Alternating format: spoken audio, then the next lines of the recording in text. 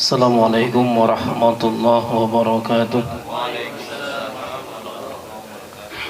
Alhamdulillahi rabbil alamin wa bihi nasta'in ala umurid dunya waddin. Wassalatu wassalamu ala sayyidina Muhammad wa ala alihi wa ashabihi wa man tabi'ahum bi ihsanin ila yaumiddin, amma ba'd. Yang kami hormati sahibul bait Al-Ustadz Haji Tabrani, ini mulai pertama kali itu berarti dianggap paling tua kan? Makanya mulai di sini dianggap di antara anggota ini paling tua. Jadi mulai di sini kan tidak enak, masa mulai dari yang muda-muda, yang tua dulu. Yang kami hormati para ustadz-ustadz sekalian yang sempat hadir pada kesempatan ini. Alhamdulillah, segala puji bagi Allah atas segala rahmat dan nikmat yang telah diberikannya kepada kita. Salawat dan salam semoga selalu dilimpahkan kepada junjungan kita Nabi besar Muhammad sallallahu alaihi wasallam. Allahumma salli ala sayyidina Muhammad wa ala ali sayyidina Muhammad. Bapak-bapak, saudara-saudara, para ustadz yang dirahmati Allah. Tadi disampaikan Ustadz Edi, kita temanya tema ringan-ringan, bukan bahas-bahas yang berat-berat, yang rumit-rumit. Jadi tema kita ini adalah tema tentang ukhuwah. Dan ini temanya ringan akan tetapi sangat urgen untuk kita pada saat ini, di saat potensi perpecahan, potensi konflik itu cukup besar terjadinya, hal-hal yang tidak kita inginkan. Pada kesempatan ini kami akan melihat beberapa ayat Al-Quran dan hadis-hadis Rasulullah SAW yang berkaitan dengan ukhuwah ini. Yang pertama mengenai jenis-jenis ukhuwah itu sendiri. Jadi ada beberapa jenis ukhuwah yang disebutkan baik secara tersurat atau tersirat di dalam Al-Quran dan juga hadis-hadis Rasulullah SAW. Yang pertama itu adalah ukhuwah al-insaniyah, saudara sebagai sesama insan, sebagai sesama manusia. Insan itu berasal dari kata al-uns. Ada yang menyebut dari an-nisyan, ada dari al-uns. Al-uns itu artinya jinak. Jinak itu lawan dari kata liar. Jadi manusia itu disebut insan karena tidak liar. Maksud tidak liar itu, manusia itu makhluk yang bisa diatur. Jadi kalau tidak pacak diatur lagi, itu sudah keluar dari kodrat insan. Ya, sebab lawan dari al-uns itu adalah liar, tidak mau diatur, tidak mau taat aturan, tidak mau ngikut aturan agama, mau disampaikan kebenaran seperti apa, menolak itulah. Berarti sudah keluar dari kodratnya sebagai al-insan. Insan dinamakan dengan manusia disebut insan itu salah satunya punya sifat jinak, dapat diatur. Karena dapat diatur itulah manusia itu mudah bisa diajak bersatu karena mereka bisa diatur. Nah, ukhuwah insaniyah ini misalnya kita temukan dalam banyak ayat Al-Quran secara tersirat. Misal dalam surah Al-Hujurat ayat 13, Allah Subhanahu wa taala berfirman, A'udzubillahi minasyaitonir rajim.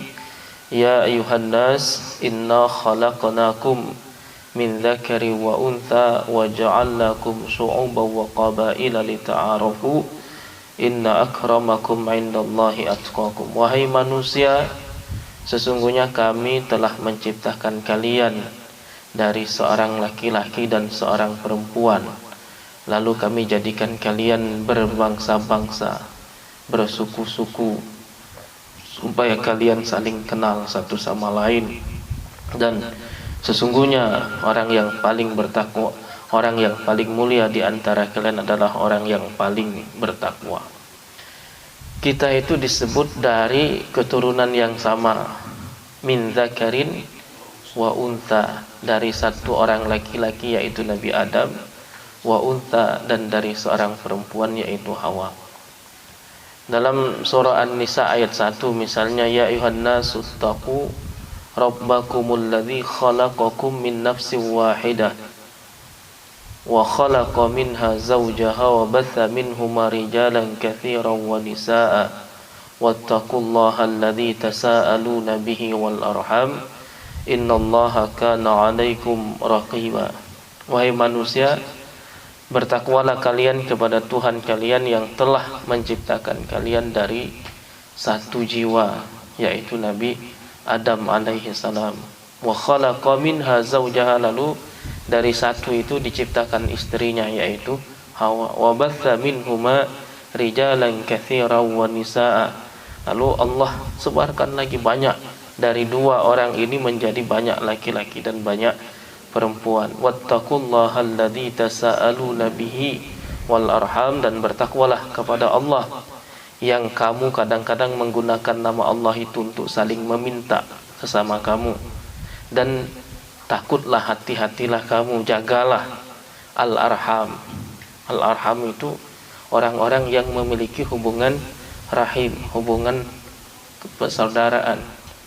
Innallaha kana 'alaikum raqiba, sesungguhnya Allah Maha mengawasi kalian. Nah, ini di dalam beberapa kitab tafsir itu ayat 1 An-Nisa. Kenapa dimulai dengan itu? Ini salah satu hikmahnya. An-Nisa itu kan paling banyak bicara tentang hukum keluarga, hukum tentang suami istri, hukum bagaimana dengan anak yatim, hukum yang lain-lain itu paling banyak. Dan itu kadang-kadang karena ini turunnya pada saat itu, banyak kezaliman di tengah-tengah keluarga.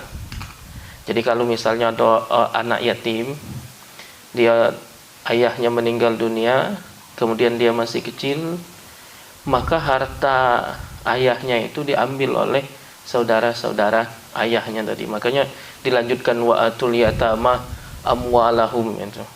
Karena banyak yang menguasai harta anak yatim. Belum lagi penindasan terhadap perempuan. Penindasan terhadap perempuan, kalau ini suaminya meninggal, dia punya anak, anak masih kecil, perempuan itu tidak dapat hak waris, diambil oleh keluarga suaminya. Bahkan perempuan itu dapat diwarisi, dinikahi oleh anak tirinya. Jadi anak suaminya dari istri yang lain itu berhak untuk menikahi ibu tirinya itu. Nah, ini banyak kekacauan. Maka dari awal An-Nisa diingatkan, kamu itu jangan macam itu. Kamu itu berdulur. Kamu itu berasal dari satu keturunan dari Nabi Adam dan dari Hawa. Jadi cak manapun kondisi kamu sekarang, kamu itu berasal dari keturunan yang satu. Jangan saling menzalimi satu sama lain. Turutlah hukum-hukum yang akan disebutkan pada ayat-ayat setelahnya.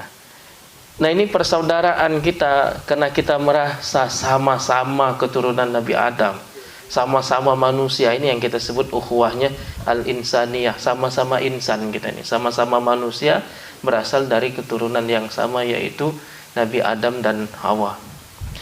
Nah, kemudian yang kedua, ada juga ukhuwah an-nasabiyah. Ini walaupun agak mirip dengan yang pertama. Nasab, ukhuwah, saudara dalam arti memiliki hubungan nasab, hubungan keluarga. Tapi kita bedakan dengan yang pertama itu, kalau yang ini maksudnya yang lebih dekat. Kalau yang sesama manusia itu kita punya hubungan nasab semua, kalau mau diurut sampai kepada Nabi Adam alaihi salam. Tapi itu kan yang tidak terlacak lagi. Jadi kita nak nyari nasab, kita ketemu di mana, nah itu susah tuh. Ustaz Edi dengan Ustaz Febri, di manalah ketemu nasabnya. Nah, ada terlacak lagi. Makanya kita tidak usah yang itu masuk ukhuwah insaniyah. Jadi ukhuwah nasabiyah ini ya masih dekat, masih terlacak lah ketemu nasab. Misalnya kita adik-beradik, sepupu, kemudian neneknya dua beradik, kan itu masih dalam ukhuwah, dalam hubungan darah ya. Hubungan darah, dan ini juga salah satu jenis dari ukhuwah itu sendiri. Kemudian ada ukhuwah qaumiyah. Ukhuwah qaumiyah, satu bangsa, satu kaum. Kita ini saudara, walaupun kita beda keyakinan, beda pendapat, tapi kita tinggal di satu tempat yang sama. Kita makan dari bumi yang sama, minum dari air yang sama, tinggal di satu tempat, kemudian hidup bersama-sama. Itu kita satu kaum, satu bangsa. Nah itu makanya di dalam Al-Quran itu kita ketemukan misalnya ketika Allah mengutus para nabinya kepada kaum-kaumnya, itu disebut kata-kata saudaranya itu untuk membangkitkan rasa persaudaraan. Jangan dimusuhi, ini saudara kamu. Makanya wa ila adin akhahum huda, kepada kaum Ad kami utus saudara mereka sendiri, yaitu Nabi Hud. Kenapa nak disebut saudara? Untuk membangkitkan. Ngapa kamu nak bermusuh? Jangan apa kamu nak nentang nian. Hud itu adalah saudara kamu sendiri. Saudara, kamu sama-sama tinggal di satu tempat, walaupun mungkin secara nasabnya masih jauh, tapi kamu kan hidup sama-sama di satu tempat yang sama. Sehingga seharusnya kamu saling mencintai satu sama lain, bersatu. Maka banyak itu disinggung. Wa ila thamuda akhahum salihah, wa ila madyana akhahum syuaiba, kepada kaum Madian kami utus saudara mereka yaitu Nabi Syuaib. Kenapa harus saudara? Karena kadang-kadang kalau orang lain itu sulit untuk menyatu. Kalau memang orang situlah, itu lebih cepat.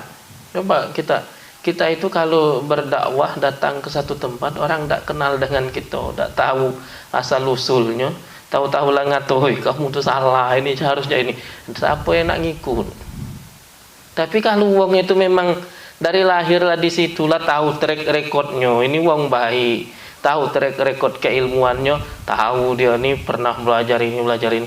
Begitu nyampaikan tuh, peluang untuk diterima itu lebih besar. Kalau tidak nerima itu lah dasar nian.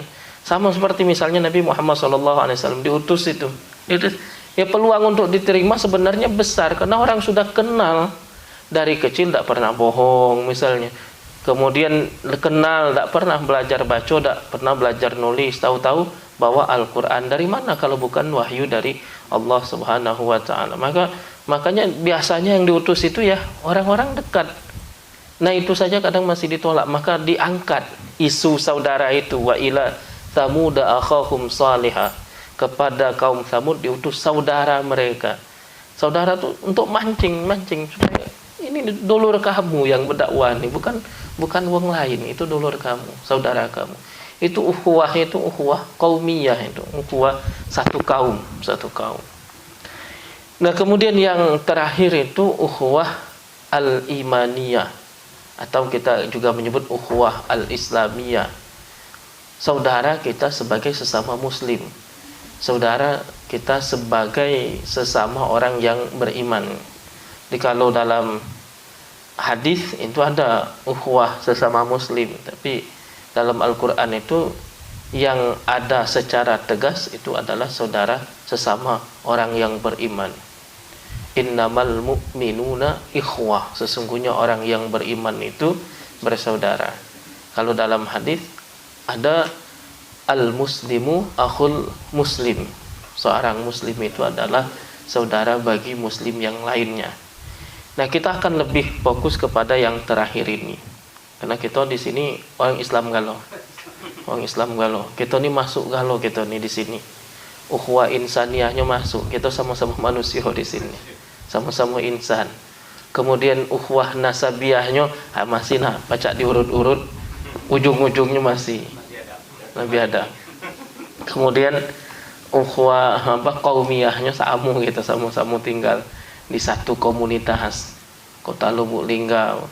Tambah lagi yang memperkuat itu adalah ukhuwah imaniyah, kita sama-sama satu iman, satu sebagai pemeluk agama Islam. Nah, ini yang harus lebih kita tekankan kembali, bahwa sebagai saudara itu, sebagai saudara sesama muslim, ini ada beberapa hak, ada beberapa kewajiban yang harus kita tunaikan.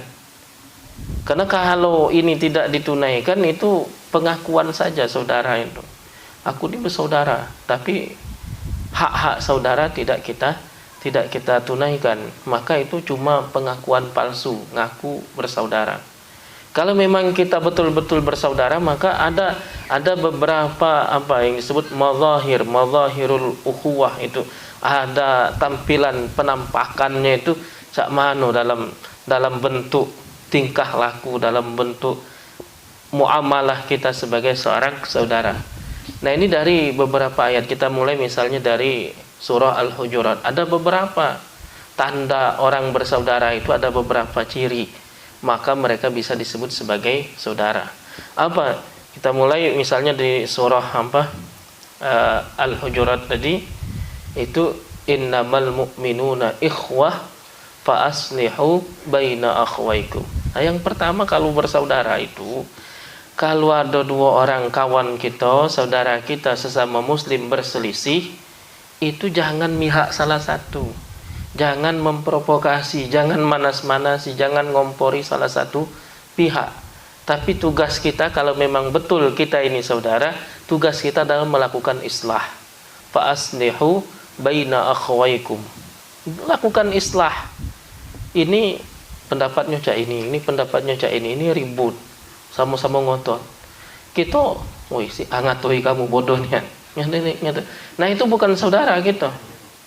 Bukan saudara. Orang yang namanya saudara itu adalah fa aslihu baina akhwaikum. Bahkan melakukan islah ini saking pentingnya. Melakukan islah ini kita boleh bohong. Boleh bohong itu.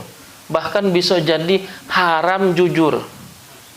Ada berkata benar yang hukumnya haram. Ada berkata benar hukumnya haram. Ustadz Febri atau Ustadz Tabrani depan kami. Lalu kami ngomong dengan Ustadz Tabrani, Ustadz Febri ngomong jadi haram hukumnya, walaupun Yunian ngomongnya tadi. Itu jadi bukan jujur itu benar kan loh. Ada jujur yang hukumnya haram. Kenapa jujur itu bisa hukumnya haram? Karena menimbulkan mudarat yang lebih besar.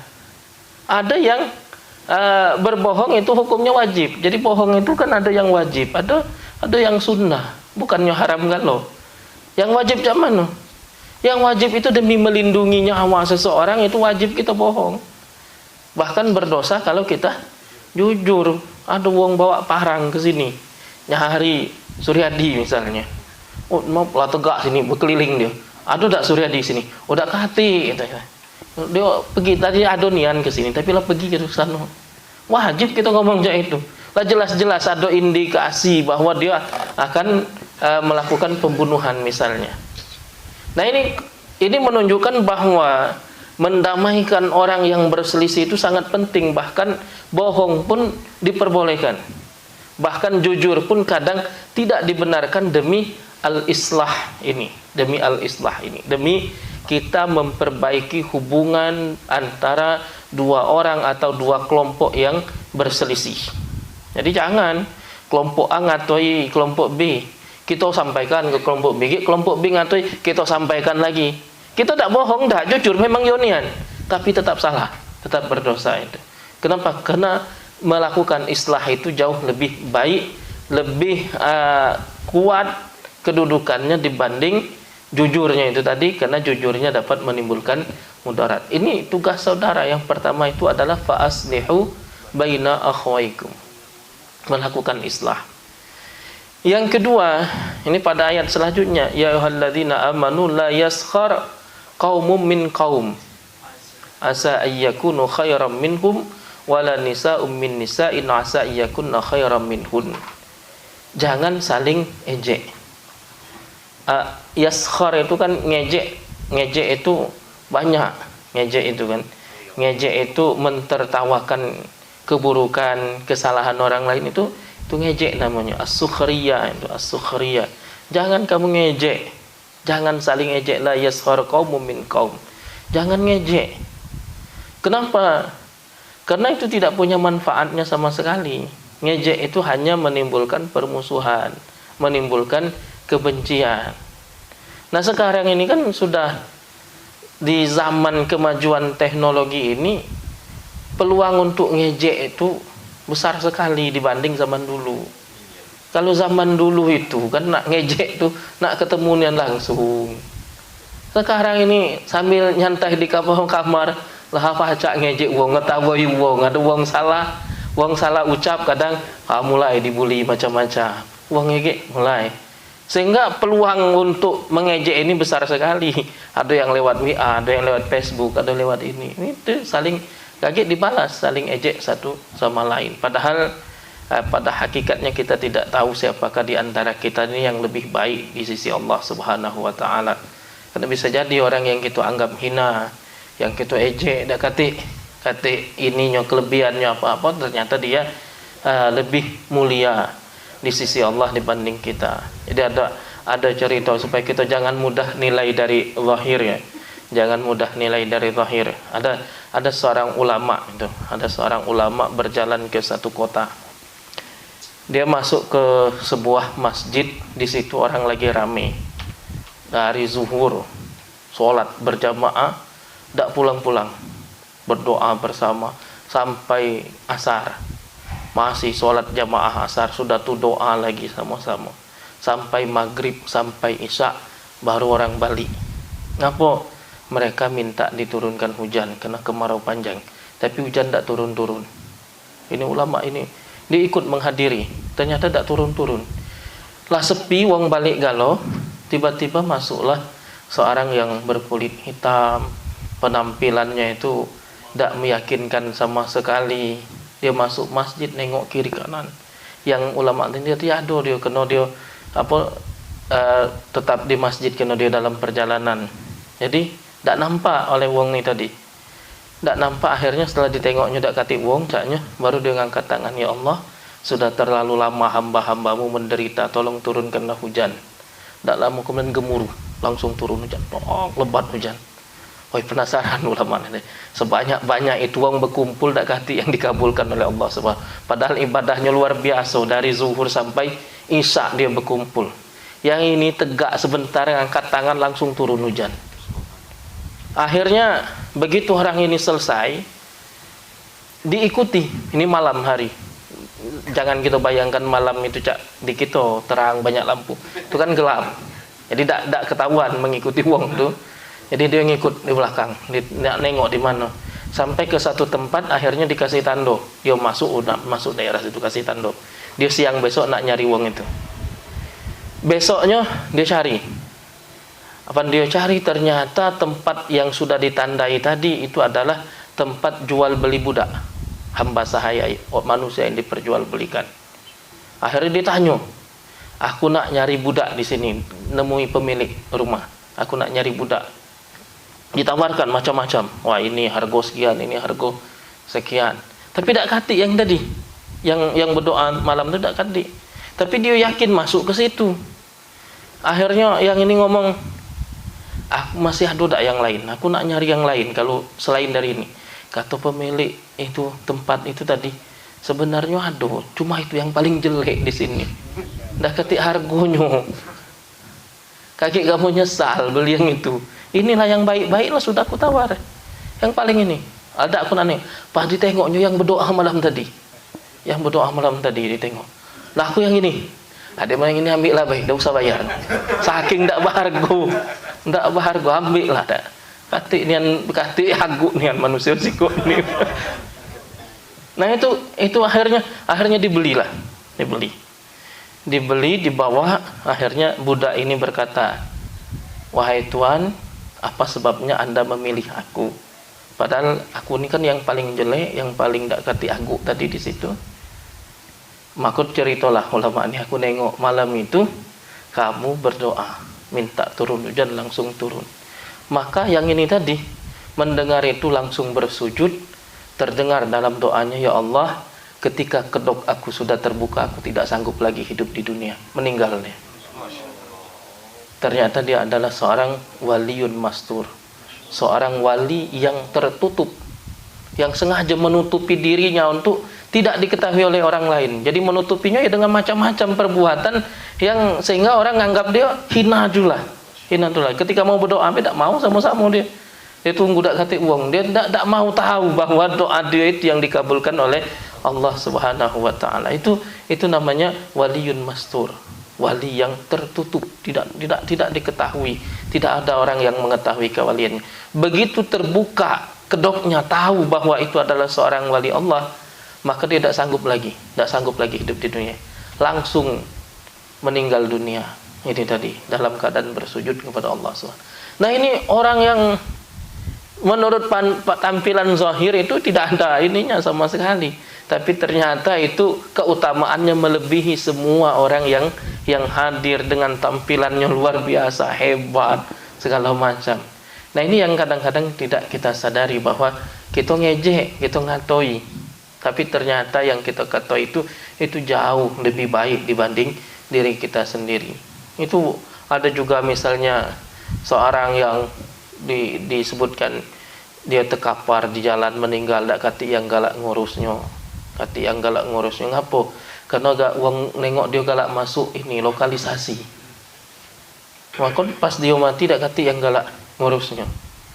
Tapi akhirnya datang seorang raja pada waktu itu, gelisah hatinya, keluar ketemulah dengan itu. Akhirnya ditanya, oh dia ini masuk lokalisasi terus, kemudian galak beli minuman khamar terus gawe dia. Akhirnya dicari keluarga, ketemu bininya. Akhirnya bininya nangis. Inilah sudah aku prediksi dari awal bakal cak ini. Apa gawe laki kamu nih sebenarnya? Sebenarnya dia tuh kapan ada duit, berapa dia punya duit, dia beli khamar itu, kemudian ditumpahkannya supaya dia menyelamatkan orang lain, supaya orang tidak kati yang minum khamar itu.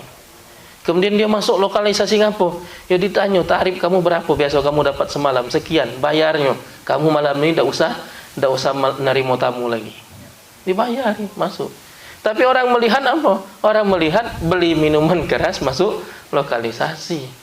Sehingga akhirnya ternyata Allah menggerakkan orang lain untuk menampakkan kemuliaannya. Nah, itu di mata manusia itu rendah hina pada saat itu. Akan tetapi ternyata itu adalah orang yang mulia di sisi Allah. Oleh karena itu kita dilarang itu melakukan ejek, saling mengejek itu. Hagi yang kita ejek itu ternyata mereka jauh lebih baik dibanding kita. Ini la yaskhar qaumun min qaum. Kemudian yang ketiga, wala talmizu anfusakum. Jangan kamu mencaci diri kamu sendiri. Maksud mencaci diri kamu sendiri itu adalah mencaci orang lain, mencaci sesama muslim. Kenapa dianggap sama dengan mencaci diri sendiri? Karena kalau kita mencaci orang lain, dia akan balas mencaci kita. Berarti sama dengan mencaci diri sendiri. Jadi sama seperti dalam hadis itu, Rasulullah melaknat orang yang mencela, mencaci ayahnya sendiri. Lalu sahabat bertanya, apa ya ada uang mencaci ayahnya sendiri? Ada, kata Nabi. Dia mencaci ayah orang lain. Orang lain itu balas nyaci ayah dia pula. Nah, sama cak orang dusun itu nah galak ngadu, ini bapak kamu.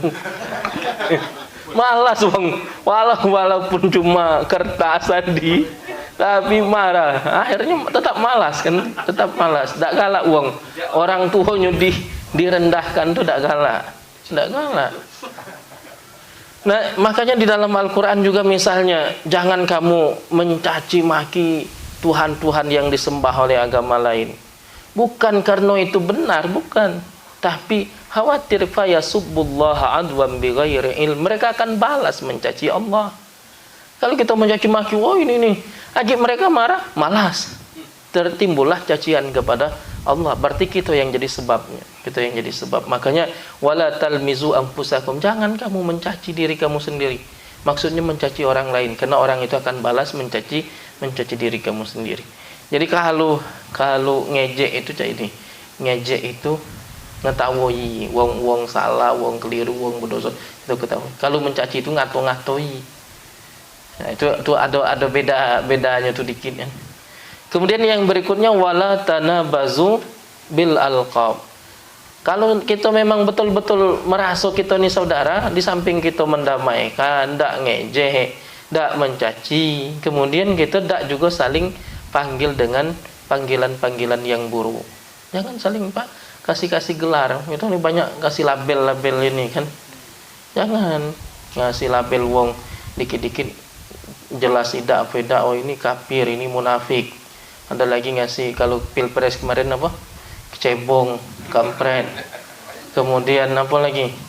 Kadrun. Kemudian kelompok bumi datar. Macam-macam tuh.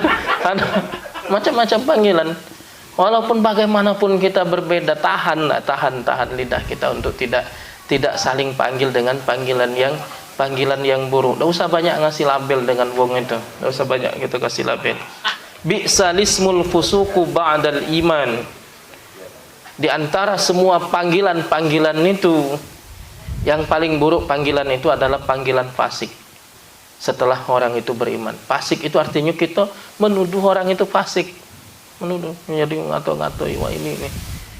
Apalagi nuduh kafir lebih berat lagi. Nuduh fasik baik itu sudah dilarang, apalagi nuduh munafik, nuduh oh ini kelompok orang munafik. Dari mana? Apa kita pernah buka hatinya kok tahu? Sebab munafik itu adalah, hakikat munafik itu adalah orang yang mulutnya menyatakan beriman, hatinya tidak beriman. Itu munafik. Itu munafik. Nah sekarang apa kita tahu hatinya? Jangankan kita, Nabi baik ada yang tidak tahu orang munafik itu. Nabi tidak pernah memerangi orang munafik. Kenapa? Karena beliau tidak mau menimbulkan citra yang buruk terhadap Islam. Seakan-akan Muhammad kawan dewe diperangi. Karena orang munafik zaman Nabi itu ada beberapa macam. Kelompok pertama yang diketahui hampir oleh setiap orang. Nabi tahu, sahabat-sahabat tahu, karena terlalu kentara kemunafikannya. Ada yang tidak diketahui oleh orang lain, kecuali Nabi yang tahu. Nah, Nabi pernah dikasih daftar oleh malaikat Jibril. Wahai Muhammad, ini daftarnya. Wong-wong ini munafik. Ada bocoran. Ada lagi orang munafik yang tidak diketahui, bahkan oleh Nabi sekalipun tidak tahu. La ta'lamuhum nahnu na'lamuhum. Cuma kami yang tahu. Ada saking halusnya itu, mereka hidup bersama umat Islam, masuk ke dalam agama Islam, tapi dalam hatinya masih ada keingkaran. Tapi mereka ini tidak diperlakukan buruk. Kenapa? Ya memperlakukan manusia secara zahir. Ijra'u ahkamin nas 'ala dzawahir. Jadi memperlakukan manusia itu sesuai dengan zahirnya. Zahirnya Islam. Dia salatnya sudah, tidak usah banyak kita tuduh macam-macam. Ini wong Islam, saudara kita.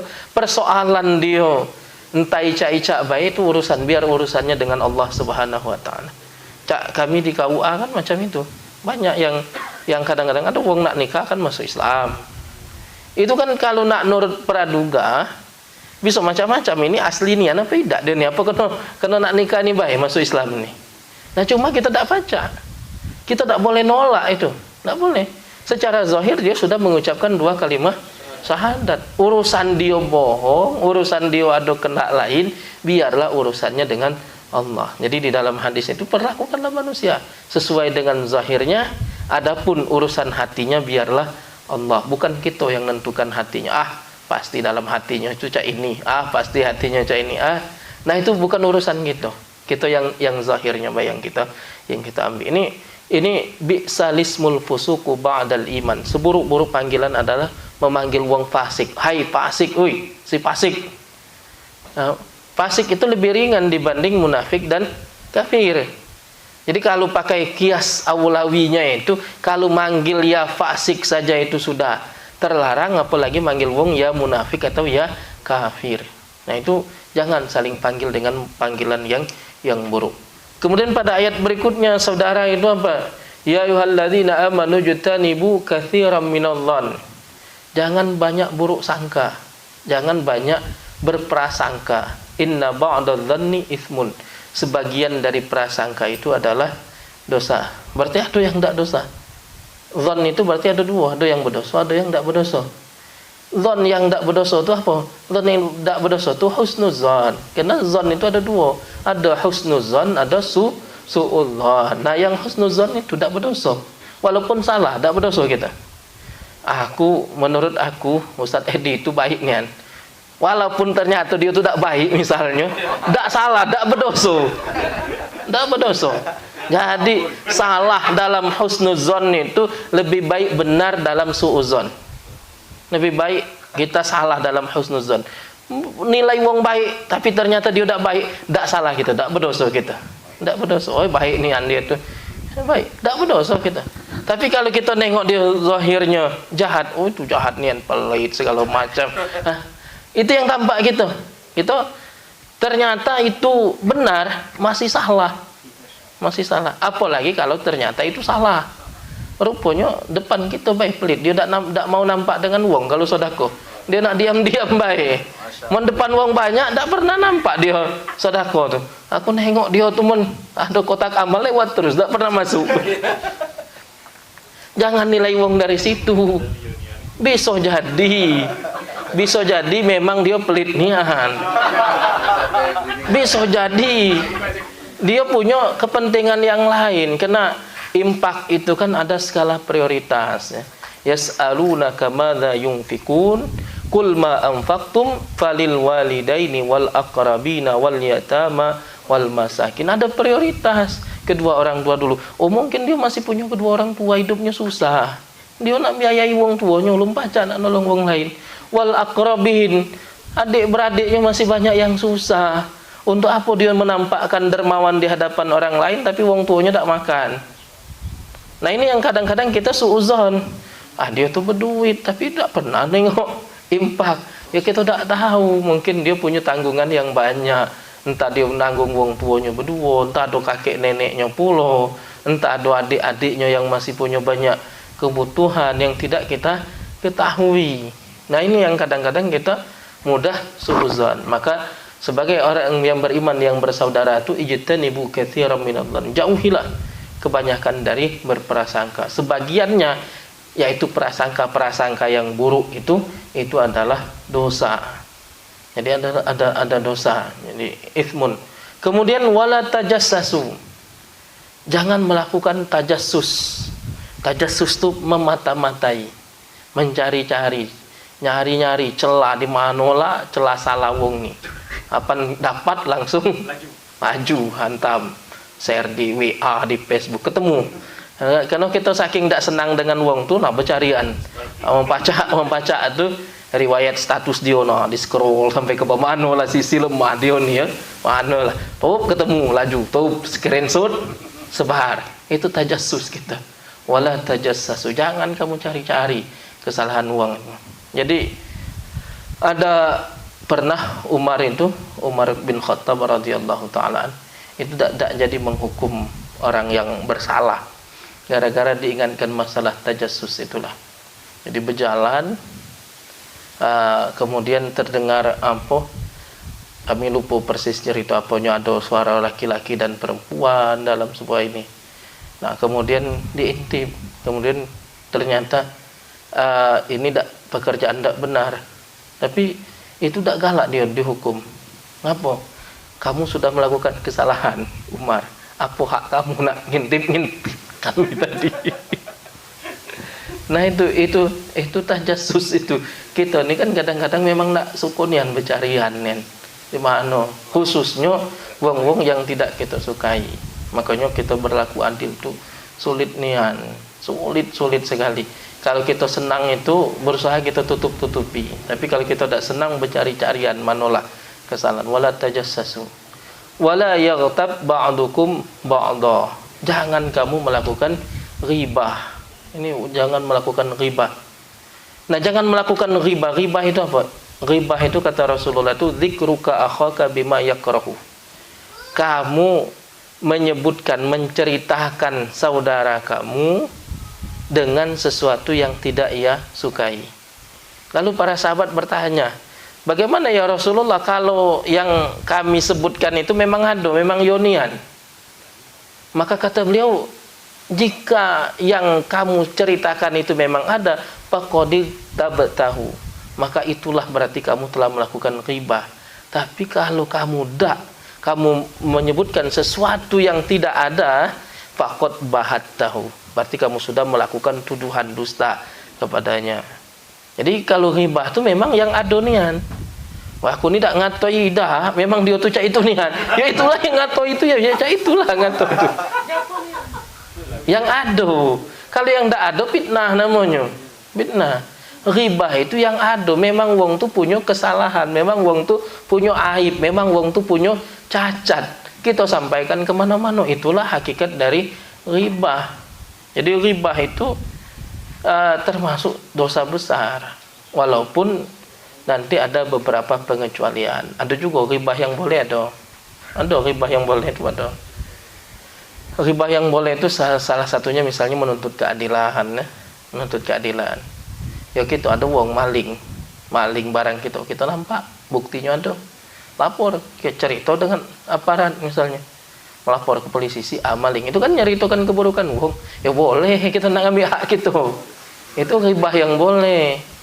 Atau misalnya kita berkasus orang suami istri sidang di pengadilan kan, ya cerita suaminya nyebut istrinya cak ini boleh dalam rangka tasyawur, misalnya bermusyawarah dalam rangka minta istifta, ada bahasanya istifta, minta fatwa, boleh itu melakukan ghibah. Imam An-Nawawi itu menyebutkan 6 alasan yang boleh ghibah, selain itu tidak boleh. Salah satunya al-istifta, minta fatwa. Misalnya Hindun pernah datang kepada Rasulullah sallallahu alaihi wasallam. Ya Rasulullah, suamiku tuh pelit nian. Itu ghibah tuh, ngomongin suami dia dewe. Suami aku tuh pelit nian, ngasih nafkah tak cukup untuk aku dengan anak aku. Nah, boleh tak aku ngambil diam-diam, tak tahu dia, sekedar untuk menutupi nafkah yang kurang itu. Apa kata beliau? Khudhi ma yakfiki wa waladik. Ambillah yang dapat mencukupi untukmu dan anakmu. Kenapa boleh nyebutnya? Ya karena istifta, nak tahu hukumnya apa, boleh apa tidak. Terpaksa cerita keburukan suami. Waktu misalnya cerita keburukan istri. Atau dalam rangka litahdzir, supaya orang hati-hati. Misalnya kita kenal nian si A tuh pemaling. Ada wong baru di lingkungan kita, berkawan dekat dengan dia tuh. Oh, hati-hati kamu, jangan dekat ego dengan dia tuh. Itu ghibah itu. Tapi karena ada maslahat lain, kaget kalau wong ni tak dikasih tahu dia terkena, itu boleh, itu litahdzir. Atau misalnya dari sisi ilmu, ada orang yang menyampaikan pendapat yang salah, masalah keagamaan yang salah beberapa kali, ini salah. Akhirnya kita sampaikan kepada orang lain, si A itu jangan diikuti, dia tuh banyak mecotnya nyampainya itu. Nah itu boleh, itu walaupun itu nyebut keburukan, tetapi kalau tidak kita omongi, orang nanti percaya, wah ini dari ustadz ini, padahal ternyata itu salah. Itu namanya litahdzir, boleh dalam rangka litahdzir. Tapi hukum asal ghibah itu adalah haram. Jadi selagi tidak terpenuhi alasan-alasan itu, maka hukumnya haram. Nah ini baru beberapa ayat Al-Quran. Sebenarnya masih banyak itu ayat-ayat Al-Quran yang lain, hadis-hadis. Cuma kita waktulah cukup malam. Cukup malam. Misal kalau hadis itu, kalau saudara itu apa? Unsur akhaka zaliman au mazluman. Jadi kalau kita saudara, kita harus menolong. Apa menolong itu? Saudara kamu yang zalim maupun yang dizalimi. Lalu sahabat bertanya, hadzal mazlum, kalau yang mazlum kami tahu memang harus ditolong. Bagaimana yang zalim? Tamna'uhu anidz zulm. Kata Rasulullah, menolong saudara kamu yang zalim, kamu cegah, tahan jangan sampai dia berbuat zalim. Nah itu berarti kamu sudah nolong. Atau hadis lain, la yu'minu ahadukum hatta yuhibba li akhi ma yuhibbu li nafsi. Itu banyak yang keliru itu. Ini menterjemah itu beredar dari tahun ke tahun di buku-buku khutbah, buku-buku pelajaran, terjemah hadis itu keliru. Yang paling banyak kan terjemahnya apa yang galak kita dengar? Tidak beriman seorang di antara kalian sampai mencintai saudaranya. Tidak beriman kalau gitu. Iya. Ndak acak nak cinta dengan wong lain sama cak cinta. Ndak acak nak duluan kita tu lah.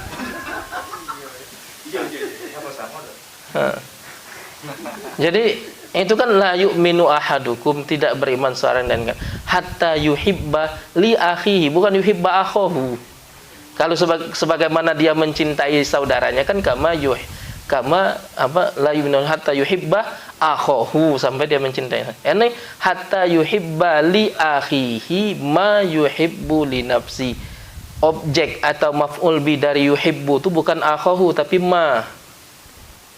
Tidak beriman seorang di antara kalian sampai dia mencintai kebaikan untuk saudaranya sebagaimana dia mencintai kebaikan untuk dirinya sendiri. Maksudnya itu kalau saudara kita tuh dapat nikmat, dapat kebaikan, melok senang gitu. Nah, itu tanda kita bersaudara, tanda kita beriman. Jangan sampai wong dapat nikmat, dapat kebaikan, kita sakit hati. Ayo. Nah, itu tanda orang beriman itu kalau saudaranya dapat senang, ikut senang dia. Nah, Ustaz tak berani juara 3, ikut sama-sama senang gitu, ikut sama-sama bangga merasa. Nah, itu namanya kita beriman kalau ada. Tapi kalau rasa coba lah, usahlah dapat dia tuh membaca. Nah, itu namanya tak bersaudara yang cak itu. Itu cacat keimanannya, itu bukan cacat tak beriman, tapi kesempurnaan imannya kurang. Jadi la yu'minu ahadukum hatta yuhibba li akhihi ma yuhibbu li nafsihi. Tidak beriman seorang di antara kalian sampai mencintai yang baik bagi saudaranya sebagaimana dia mencintai yang baik itu untuk dirinya. Maksudnya kalau kita tuh senang dapat kebaikan, pas wong dapat kebaikan, senang pula lah. Senang pula ikut merasa senang. Jangan dibalik, wong dapat baik kita tidak senang, wong dapat buruk kita senang. Nah, itu berarti la yu'minu tadi. La yu'minu. Nah, ini banyak hadis-hadis yang seperti itu. Tetapi untuk kita paling tidak kita sudah banyak mendengar itu semua. Jadi ini untuk kita saling dalam rangka mengingatkan satu sama lain, karena memang salah satu tugas saudara itu juga adalah dan termasuk salah satu isi baiat para sahabat di hadapan Rasulullah itu. Kata ada yang meriwayatkan hadis, bai'tu Rasulullah sallallahu alaihi wasallam ala iqamis shalah wa ita'iz zakah wan nushi likulli muslim. Aku berbaiat kepada Rasulullah untuk baiat itu janji setia, untuk salat, untuk zakat dan untuk memberikan nasihat kepada semua umat Islam. Demikian, mudah-mudahan bermanfaat bagi kita semua. Amin ya rabbal alamin. Kami akhiri, assalamualaikum warahmatullahi wabarakatuh.